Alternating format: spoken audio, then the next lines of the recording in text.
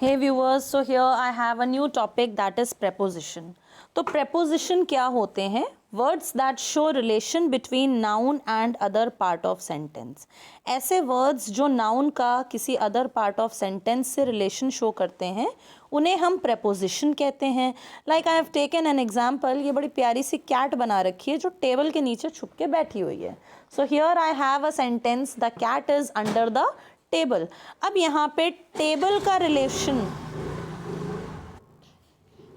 All right, so here I was telling you कि table का relation cat के साथ क्या है. टेबल का रिलेशन कैट के साथ है that it is under the table. तो यहाँ पे ये जो वर्ड है हमारा अंडर, ये एक preposition का काम कर रहा है. कुछ एग्जाम्पल्स हमारे preposition के हैं like in, on, under, at, of, from, by, with, before, over, off, between, after, among, and many more. Now if we talk about the differentiation, like how many kinds of preposition we can have, तो हम preposition को पढ़ सकते हैं preposition of place, preposition of time, preposition of direction, movement and position. Many a times direction और movement में बहुत ज़्यादा difference नहीं होता है, बस direction हमें ये बताते हैं कि किस direction की तरफ जाना है और movement बताता है that towards what a person or anything is moving, यानी ये दोनों ही motion show करते हैं. अच्छा, अब अगर हम लोग देख लें तो some more examples that I have taken is I am in the room, I will reach school by 7:30 a.m. Move towards the park, she moved across the road, she moved along the river, she jumped into the river, the cat jumped onto the table, the train passed through the tunnel. ये कुछ examples मैंने लिए हैं जिसमें आप देख सकते हो prepositions are already underlined. Now if we move towards preposition of time, अगर हम preposition of time देखें तो इसमें जो सबसे पहला और important है वो है हमारा at. At का यूज़ हम लोग कैसे कर सकते हैं exact timings के लिए, like at 8 o'clock, at 7 o'clock, like I wake up at 7 o'clock. So that is the use of at. At का यूज़ और कहाँ हो सकता है period of the day के लिए. कौन कौन से? noon, dawn, dusk और night, इनके साथ हम at का यूज़ करते हैं. जैसे आप देख सकते हैं noon, dawn, dusk और night, इनके साथ हम लोग at का यूज़ करते हैं. morning, evening, afternoon के साथ हम at का यूज़ नहीं करते. keep it very clear in your mind. इसके अलावा at का यूज़ हम festivals के साथ कर सकते हैं, like she used to go to temple at Diwali. और हम कैसे यूज़ कर सकते हैं, किसी एज के लिए यूज़ कर सकते हैं, she married at the age of 23. तो ये है हमारा एट का use. Now if we talk about in, तो एग्जाम्पल्स के साथ मैंने दे रखे हैं यहाँ भी. देखिए इन का यूज़ कैसे होता है. Period of time in which something happens, यानी कोई काम कब होता है, ऐसे पीरियड ऑफ टाइम के लिए हम इनका यूज़ करते हैं. Like he will call me in the evening, शाम में वो मुझे कॉल करेगा. बिकॉज इवनिंग के लिए हम एट नहीं यूज़ करते, तो इवनिंग के लिए हम इन यूज़ करेंगे. Periods of the day, like in the day time. यहाँ पे आपको एक बात that I want to tell you is कि हम ड्यूरिंग द डे टाइम भी बोलते हैं. अनदर थिंग, सेंचुरीज और ईयर्स के लिए, लाइक इन 1987, इन 2020 और इन 2021. सीज़न और मंथ्स के साथ भी हम इनका यूज़ करते हैं, like in summer, in winter, in June, in July. और किसी टाइम ड्यूरेशन के साथ भी, like in 5 minutes, I will do my work in 5 minutes, within 10 minutes I will submit the notebook.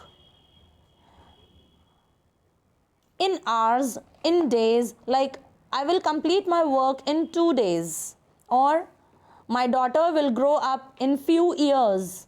तो एट और in में difference क्या है? जो छोटे ड्यूरेशन ऑफ टाइम होते हैं या फिर जो एग्जैक्ट ड्यूरेशन ऑफ टाइम होते हैं उनके लिए हम एट का यूज़ करते हैं, but whenever we are talking about the longer time duration तो हम इन का यूज़ करते हैं। जैसे ईयर्स, ये हमारे लॉन्गर ड्यूरेशन ऑफ टाइम है। Season, months, period of day, in day time, एक पूरे दिन के समय में, यानी 12 घंटे 14 घंटे का दिन हो सकता है। भाई किसी के लिए 5 बजे दिन शुरू हो सकता है, किसी के लिए 10 बजे दिन शुरू होता है। ऑल राइट, तो अब अगर हम देखते हैं ऑन, तो ऑन का यूज हम करते हैं with days, dates, birthdays. Like she came on Monday, Mahatma Gandhi was born on 2 October, we gifted him on his birthday. इसके अलावा किस लिए यूज हो सकता है? मॉर्निंग के साथ, आफ्टरनून के साथ, इवनिंग के साथ, when they are modified.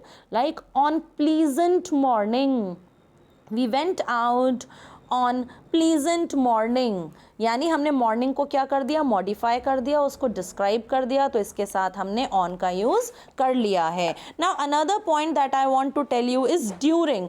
As I already told you कि ड्यूरिंग का यूज हम लोग जब इन का यूज करते हैं, ठीक उसी तरह से ड्यूरिंग का यूज भी कर सकते हैं to express that something continues throughout the whole of a specified period. जब कोई चीज़ पूरे लॉन्ग पीरियड, जितना भी पीरियड ऑफ टाइम बताया गया है उस पूरे पीरियड के लिए कंटिन्यूड होती है तो हम ड्यूरिंग का यूज़ करते हैं। Like during my journey I enjoyed, so it means in my complete journey I enjoyed myself. तो ड्यूरिंग का यूज़ यहाँ पे ऐसे होता है, during the war, during the lockdown period, during the week, it means whole of the week और whole of the lockdown period. जब तक लॉकडाउन पीरियड चलता रहा everybody enjoyed, they slept too long and they worked too short, so that all describes the use of during. अच्छा, now if we talk about by, तो by का use हम कैसे करते हैं? To indicate the latest time by which an action will be finished. Like if your teacher asks you how much time you need to complete, तो आप बोल सकते हो ma'am I need 2 days, but surely by Monday I'll be completing my work. It means the last time that you want to take is by Monday. It is also used instead of during. कभी कभी during की जगह पर भी हम लोग by का use कर लेते हैं, like by the day time. I'm sure इतना आपको बहुत अच्छे से समझ में आया होगा. Now we have for, since, from.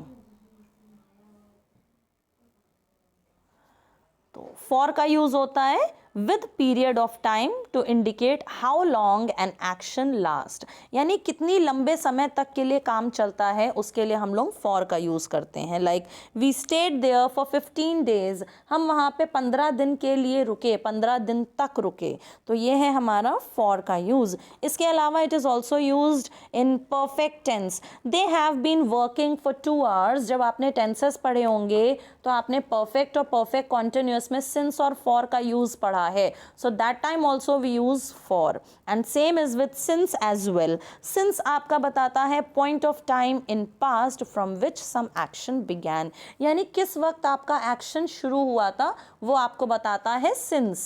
जैसे आप कह सकते हो since my birth I am living in Mumbai, अपने पैदा होने से आज तक I am living in Mumbai, तो आपका स्टार्टिंग पॉइंट था जब आप पैदा हुए थे. Now if we talk about from, तो from indicate करता है the starting point of an action in past or future, यानी किस जगह से आपका काम शुरू हुआ था या किस point of time से आपका काम शुरू हुआ था. All right, तो हमने कर लिया है for, हमने कर लिया है since, हम लोग कर रहे हैं from. Like from I told you it indicates the starting point of an action in past or future. इसका यूज़ हम लोग to के साथ और till के साथ करते हैं. Like she work from 3 o'clock to 4 o'clock, तो वो 3 बजे से 4 बजे तक काम करती है. कब से करती है, किस पॉइंट से शुरू होता है उसका वर्क? 3 o'clock से, और कब तक चलता है? 4 o'clock तक. यहाँ पे हम ये भी कह सकते थे she works from 3 o'clock till 4 o'clock, ये भी ठीक था. अब अगर हम लोग बात करते हैं till और until की, कभी कभी बच्चों को लगता है that till and until are same but not always, so they are used to show something happening or done up to a particular time and then stopping, यानी a work that is done till a particular time, like she worked till 5 o'clock, उसने 5 बजे तक काम किया. लेकिन she worked until her mother केम, उसने तब तक काम किया जब तक उसकी मदर नहीं आई. तो यानी जब तक उसकी मदर आई तब तक उसने काम किया. टिल और अनटिल में यही डिफरेंस है. अनटिल आपका एक सिचुएशन से जुड़ा हुआ होता है और टिल आपका लास्ट मोमेंट ऑफ टाइम बताता है. तो I am sure this is very clear to everybody. बहुत अच्छे से आपने देख लिया होगा, समझ लिया होगा. And in my next video I'm going to bring preposition of place. Till then, stay tuned to the channel, subscribe to it, and if you have liked the video, kindly like the video as well, and don't forget to press the bell icon.